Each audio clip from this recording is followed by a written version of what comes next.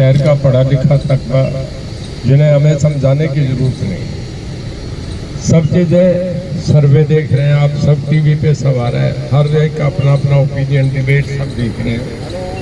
मैं तो 550 गाँव हैं, कई शहर हैं, एक हाजिरी लगाने के लिए कि कैंडिडेट सब लोग चाहते हैं कि कैंडिडेट एक बार मिले। मैं आपके बीच आया हूँ।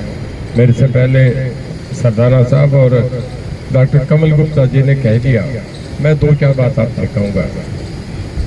एक तो थोड़ा ये भी बताऊँ कि परसों 14 तारीख को हमारे सीएम साहब भी 9 से 2 बजे तक आपके शहर में हैं, उनके अलग अलग कुछ प्रोग्राम्स हैं, वो जानकारी मिल जाएगी आप लोगों को। देखिए, चुनाव कई फेजेज में होता है। हमने 1.5 महीने पहले शुरू कर दिया, ऑफिसेज बना लिए, सब जितने हमारे 9 सेगमेंट्स हैं, 9 के 9 में हमने पब्लिक मीटिंग कर दी।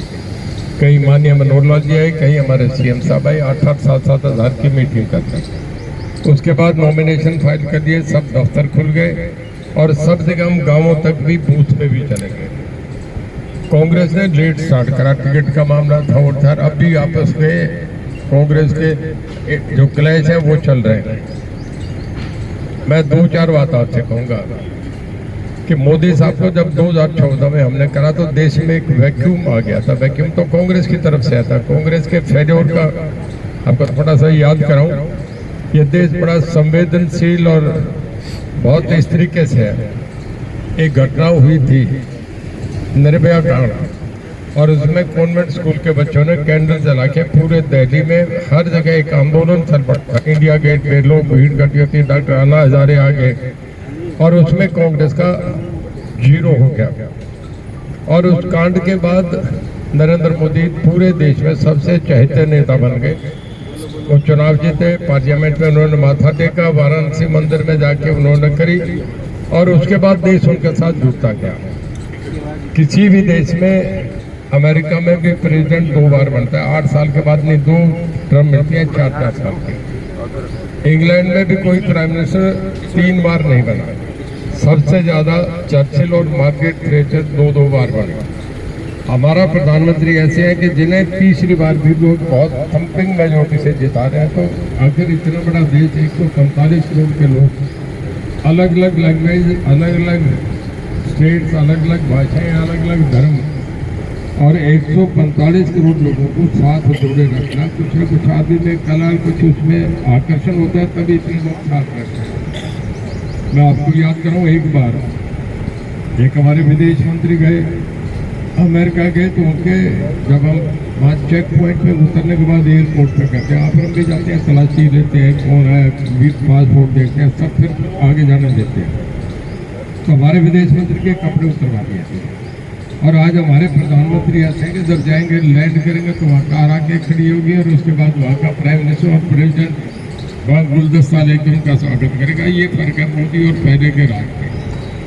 आज हम दुनिया की, मैं नहीं कह रहा, यूएनओ चार्टर कह रहा है, 211 जो देश है पूरी दुनिया में, 211 कंट्रीज हैं जिन्हें रिकग्नाइज बाई यूएनओ है।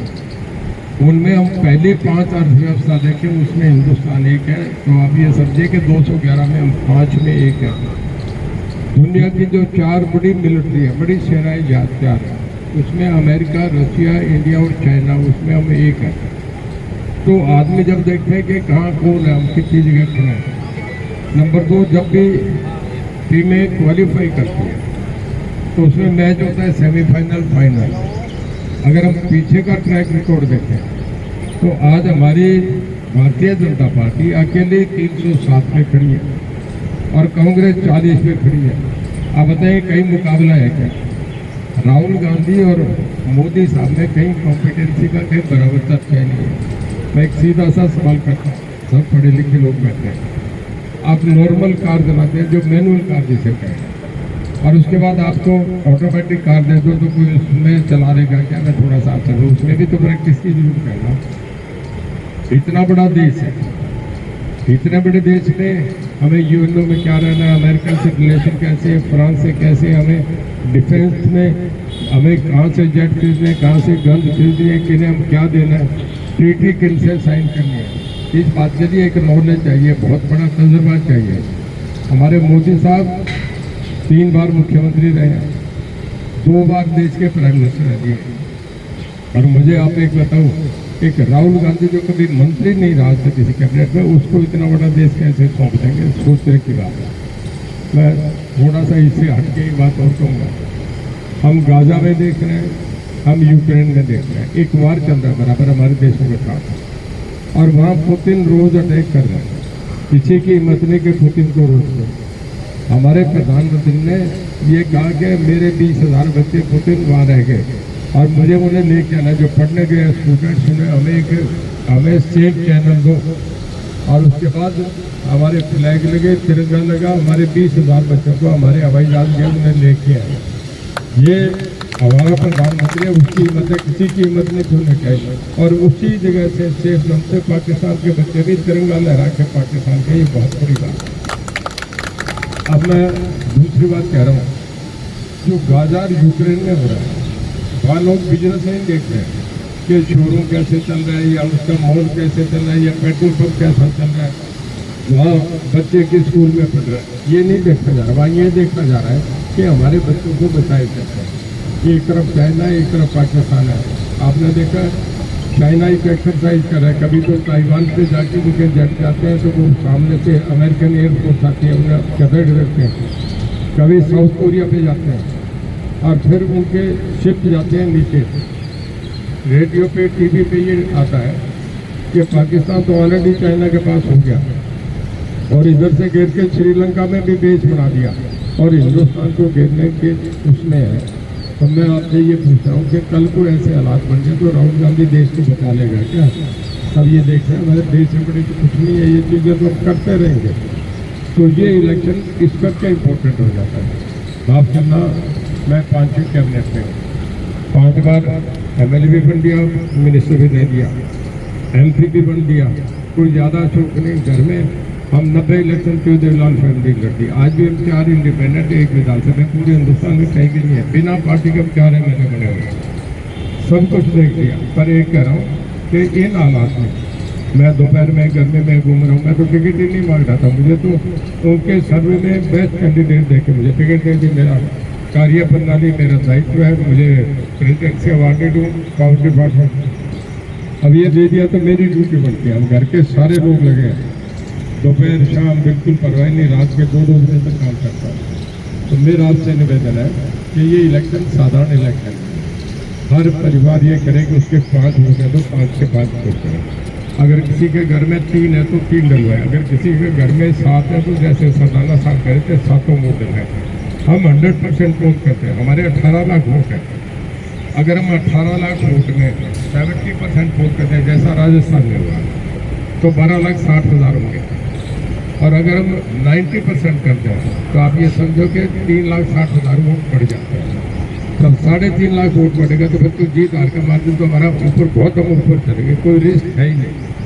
तो मेरा सबसे निवेदन यह है कि एक दिन हम केवल उस प्रधानमंत्री के लिए निकालें, ऐसा प्रधानमंत्री मैं चर्चा करूँ, 1 मिनट करके ख़त्म करूँगा, कि हम जीते जाए, मैं जीत जाऊँ, डॉक्टर कंवल गुप्ता जी जाए, मेयर साहब जीते, सरदाना साहब, मालाएं डल जाएंगी, लड्डू खिला देंगे, जुलूस निकाल देंगे, गाड़ी में कहीं देर ढोल बजा के घर छोड़ देंगे। यही होगा ना जी, 1 घंटे 1.5 घंटे का। एक ऐसा प्रधानमंत्री है जिसे हमने पिछली बार चुनने के बाद अमरनाथ गुफा में जाके बैठे हैं, वहाँ कहने लगे कि मुझे हिंदुस्तान के लोगों ने इतनी शक्ति थी, मुझे ब्लेसिंग दो, मैं इनका भला कर सकूँ। तो भाई ऐसे प्रधानमंत्री को हमें चुनना।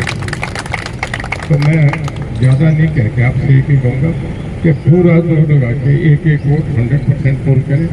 मैं एक जिम्मेदारी लेके जा रहा हूँ। मैं हर महीने की 15 तारीख को इशारा, तो मुझे पता नहीं आप में कोई लोग मिले या नहीं मिले, हर महीने पिछले 16 साल से आ रहा है और एक हज़ार आदमी कटाता रहा। सोच में सरदाना साहब को पता है, सबको डिस्पोज ऑफ करता हूँ, सुबह से शाम रहता हूँ। अब मैं वायदा करता हूँ हर सोमवार को आपको हिसाब नहीं मिलेगा, मैं यहाँ कॉपी ले लूँगा। आपके इलाके के एक्सपीरियंस है, जो मेरे से बेस्ट पॉसिबल होगा। मुझे इसी करके मिला कि मैंने अच्छा परफॉर्म करा, तो मेरी कोशिश रहेगी कि मैं इस साल में जो आप लोग मौका देंगे, मैं बढ़िया से बढ़िया आप लोगों के काम कर सकूँ। और आप